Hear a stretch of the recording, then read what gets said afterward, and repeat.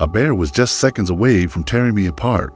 I could see the hunger in his eyes, hear the low, guttural growl rumbling from its chest as it charged, and I swear, I thought that was it for me. I was out there, in the middle of nowhere, screaming for help that wasn't coming, scrambling over roots and rocks with blood on my arms and the kind of fear you only feel when you're sure death's about to grab you by the throat. No phone, no weapon, not even a damn stick to fight back with. Just me, pure panic, and something that massive coming straight at me like I owed it money. I ran till my legs gave out. I fell, hard, breath knocked out of me, heart thumping like a drumline in my chest.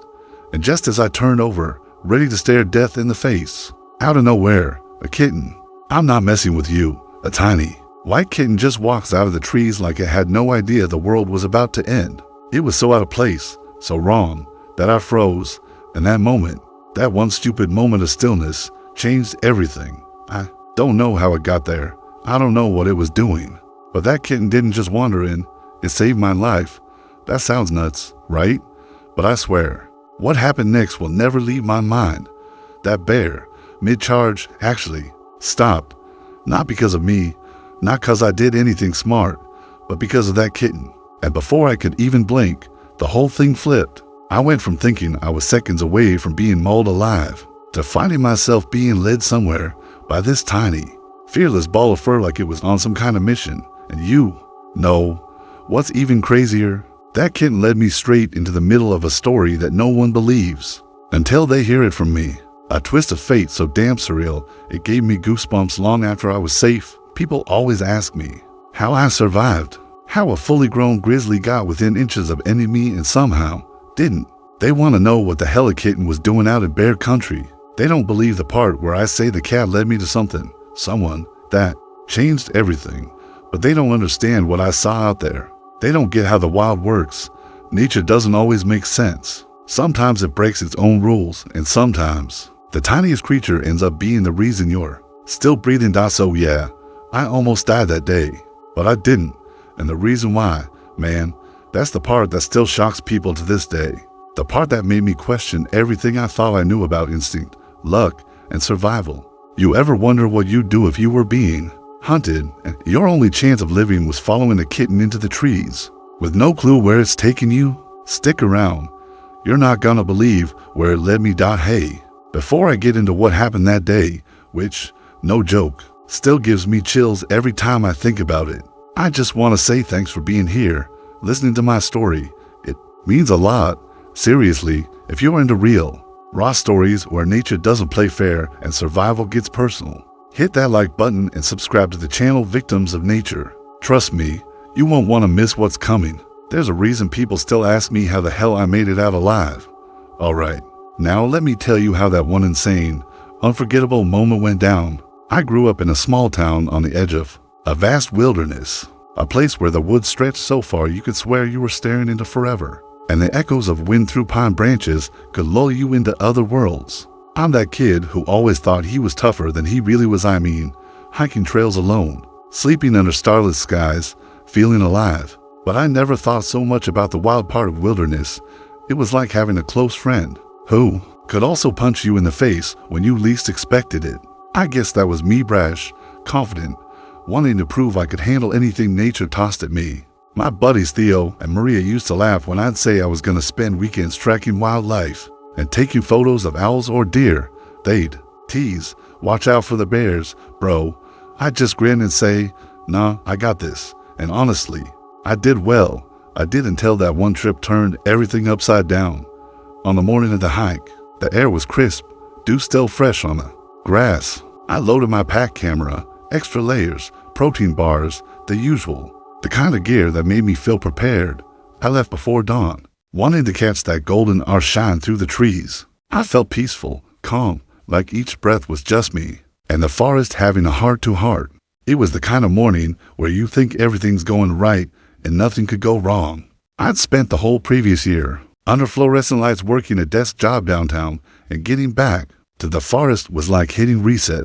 I remember stopping by a little stream, dipping my fingers in the water cold, pure and thinking how lucky I was to be in the moment, alive in this silence that felt so full.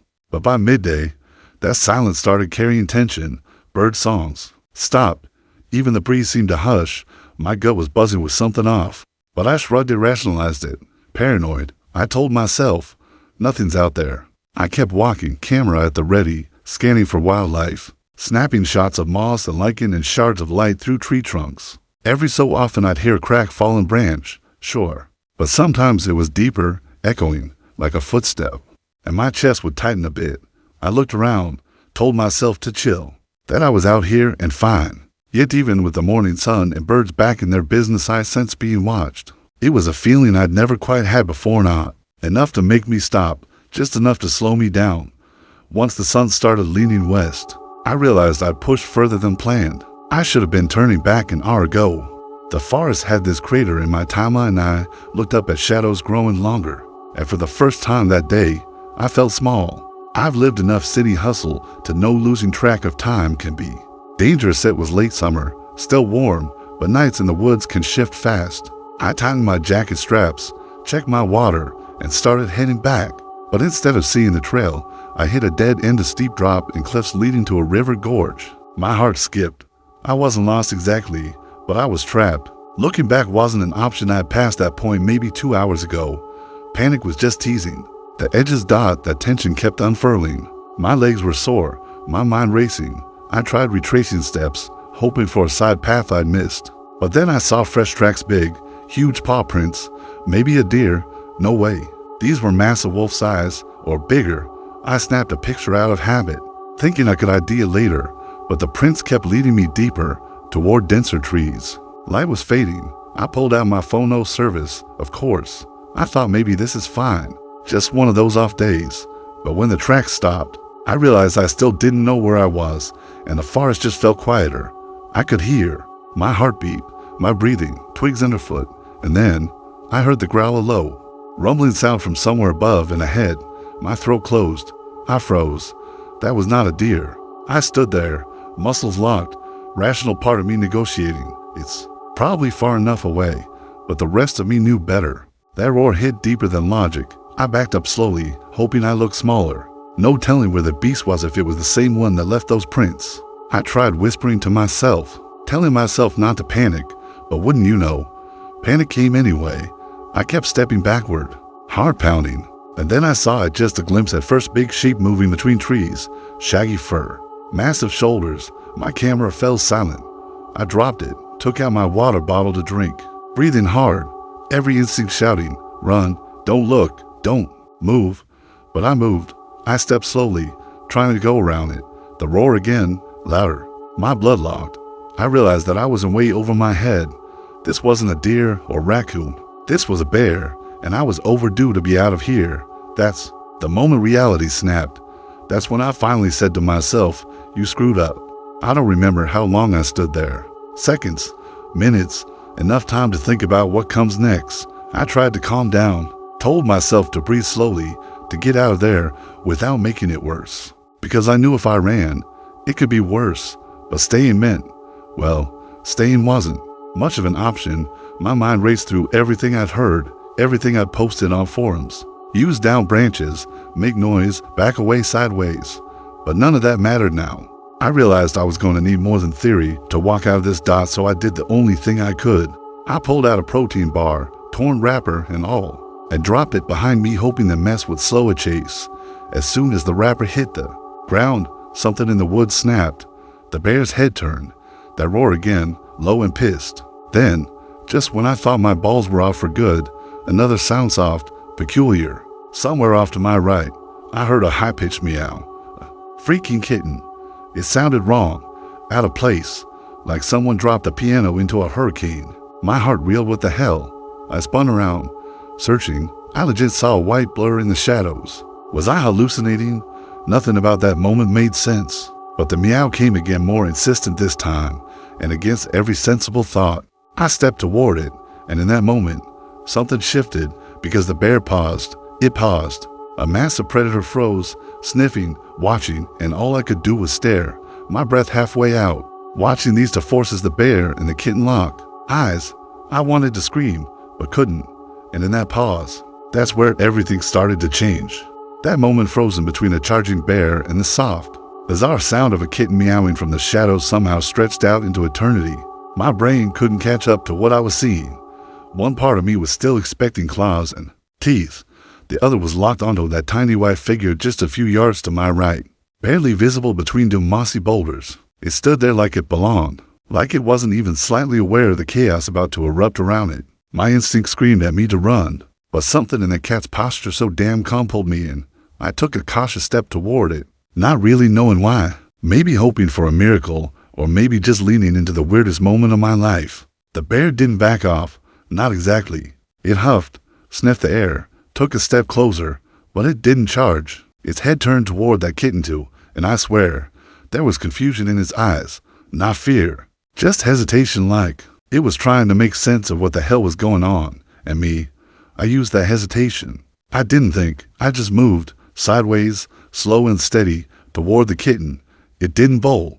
It just flicked its tail, turned, and trotted off between the rocks like it expected me to follow. So I did. I crouched, slipped into that narrow path, heart thudding so loud I thought the bear could probably hear it echoing off the trees. I kept my eyes on that cat's tiny white body, bobbing ahead like some ghost in the dusk, and I followed blindly. We moved fast. Well, I stumbled and crawled and tried not to trip over roots, while the kitten glided over everything like it was floating. I could still hear the bear behind me, not close, not crashing through the woods, but pacing maybe, watching. I didn't turn around. I couldn't. I just kept going, feet aching, mouth dry, lungs burning with every breath. The woods started to thicken, tree trunks crowding together, ferns brushing my arms. The light dimmed faster now, shadows folding in. I lost track of time. All I knew was the kitten hadn't stopped, and neither could I. Then, out of nowhere, I heard something else, voices, not loud, but distinct, human, a laugh, then the crackle of a fire, like the soft rumble of conversation carried by wind. I froze. I wasn't imagining it. The kitten had led me toward people. I looked ahead and saw it just barely through the trees, a small orange glow tucked inside a grove. The kitten was already halfway there, tail high, like it knew exactly what it was doing. My legs nearly gave out. I pushed forward, branches slapping my face, until I broke through the trees and stumbled into a clearing. There they were, 4 kids, maybe high schoolers, all in matching scout jackets, sitting around a fire pit with a pot hanging over it. One was whittling a stick, another was poking the fire, and 2 others were setting up what looked like a tarp. They all turned when I crashed in like a man possessed. My face must have looked wild because the one with the stick actually dropped. It had reached for something I don't know. Maybe a pocket knife, but I put up my hands and collapsed onto a log, gasping. The kitten trotted right past them like it lived there. They stared at me, stunned. One of them, a tall girl with a camp patch on her jacket, came closer and said, "Dude, are you okay?" I couldn't speak. I just pointed behind me, gasping for breath, trying to say bear, but it came out more like a wheeze. She looked past me into the woods, then at the others. Another one, the smallest guy there, stood up and ran to grab a flared gun off a hook by the tent. The girl turned to me, wide-eyed. "You ran into a grizzly." I just nodded. My whole body was shaking. Then, suddenly, the kitten jumped onto my lap and curled up like it was clocking out for the day. I stared at it, too stunned to push it off. That's when the smallest kid said, "You met Socks. He always wanders off, but he usually finds his way back." I blinked. "You know this cat?" They nodded. "Yeah, he's part of the group. Kinda our mascot." I didn't know what to say. My brain was still catching up, trying to fit the pieces together. I looked back at the trees, expecting to see the bear crashing it, but there was nothing, just darkness, quiet again, like the whole forest had exhaled. Over the next few minutes, they gave me water, a blanket, even some stew. I told them what happened, well, most of it, and they listened, jaws slack, head shaking. One of them, the tall kid with the pocket knife, said, "You're lucky, real lucky. That's the 3rd bear sighting up here this month, but none got close like that." I asked what the hell they were doing out here, and they explained they were part of a wilderness survival program. One of their instructors had gone down the trail to get reception for a check-in call, but they'd stayed back with proper training and supplies. I couldn't believe it. That kitten had somehow found me, led me straight to them, and saved my ass. I spent that night with them around the fire, the tension still thick in my chest, but easing with every breath. Every so often I glance at the trees, half expecting to see a pair of glowing eyes staring back. But the woods stayed still, and that damn kitten, it slept curled against me like it hadn't just been the reason I was alive. That night, I lay on the cold ground staring up at the stars, trying to wrap my head around what had just happened. I was grateful, no doubt, but more than that I was rattled. Everything I thought I knew about control, about being prepared, got flipped. I didn't beat that bear. I didn't outrun it or outsmart it. I was saved by a kitten, and not by accident. That's the part I still can't shake. That kitten didn't stumble across me. It found me. And as the fire died down and the kids one by one tucked into their tents, I stayed up. Socks curled at my feet, purring. The forest was quiet again, but it wasn't the same. I was different now. I knew how close I'd come to not making it out, and I knew something else to this story wasn't over yet. By morning, the air had changed. You know how sometimes you wake up and it just feels like the worst has passed? That's how it was. The forest felt softer, more open somehow. I sat up on my sleeping mat, still half wrapped in the blanket the scouts had tossed over me the night before. My legs were sore, my neck stiff, but I was alive. Socks the kitten was curled up by my feet, purring like none of it had ever happened, like it was just another normal night for him, out here in the middle of bear territory, guiding lost hikers back to safety like it was part of his 9-to-5. The scouts were already moving around the site, boiling water, packing gear, casually, talking about their plan for the hike back. One of them, the same girl who gave me the blanket, handed me a granola bar and a thermos of warm tea. I thanked her and looked out at the tree line where I'd come stumbling through. It was strange how calm it looked now, peaceful, even. I kept thinking maybe I'd imagined how bad it had gotten, how close it all felt. But the soreness in my chest, the torn up elbows, the dried mud caked on my pants, that was real. And the way they looked at me, with that quiet respect people give when they know you've been through something, that was real too. A couple hours later, the scouts helped me hike out. They had a handheld GPS, first aid kit, and one of them, no joke, was practically a walking compass. We moved as a group, careful, but not panicked. Every so often I glanced over my shoulder, just in case, but nothing followed us. No shadows, no growls, just the rustle of leaves and the crunch of boots on soft dirt. Socks followed behind, ducking under ferns, hopping logs like it was all just a game to him. And man, watching that little cat walk so confidently through the woods after all that, it hit me in a way I can't explain, like he knew what he'd done, like he was proud. When we finally hit the base camp, a ranger was already waiting, called by the scouts instructor who'd made it back earlier. He asked a few questions, jotted notes in his pad, looked over my arm where I'd scraped it falling. He nodded a lot, said I was lucky. I didn't say much. I just kept glancing down at Socks, now curled up under the supply table, licking his paw like he'd just finished a crossword puzzle. Before I left, the Girl Scout, her name was Mia, I finally learned, gave me a half hug and said, "You should tell this story one day. Just maybe don't hike solo again." Yeah, I laughed, but she was right. Back home, everything felt different. The traffic, the noise, the walls, my bed felt too soft, my apartment too quiet. I couldn't stop replaying it, how close I came, how it flipped, and how a kitten led me to safety like it was straight out of a dream. My friends didn't believe the story at first. I didn't blame them. Even with the photos, even with the bruises, it sounded made up. A bear, a lost hiker, a kitten, it didn't line up. But that's the thing, real life doesn't always follow logic. Sometimes it veers into the surreal and you just gotta ride it out. I started hiking again, but not alone. I joined a local trail group, invested in a GPS tracker, emergency beacon, took a proper survival course. I kept the photo I took of the paw prints framed on my wall, not because I want to remember the fear, but because I never want to forget how thin the line is between calm and chaos. I visit the area sometimes, never as deep, but close enough. And yeah, I've looked for Socks. A few times, I thought I heard him meow in the distance. But maybe that's just my brain holding onto the memory, or maybe he's still out there, guiding some other poor soul back from the brink. What happened out there changed me. It humbled me. It reminded me that no matter how tough you think you are, nature doesn't care. You gotta respect it. You gotta stay ready. But more than anything, it reminded me that help can come from the last place you'd expect.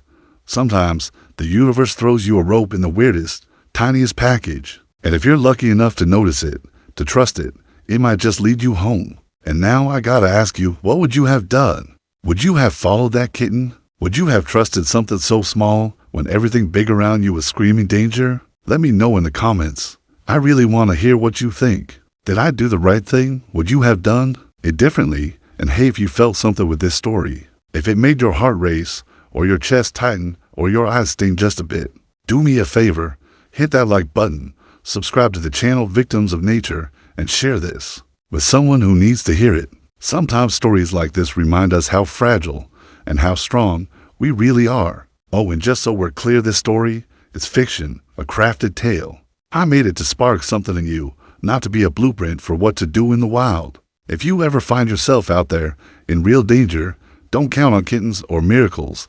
Be smart, be prepared, call for help, respect the wild, and it might just let you come back home. Thanks for listening. Stay safe out there.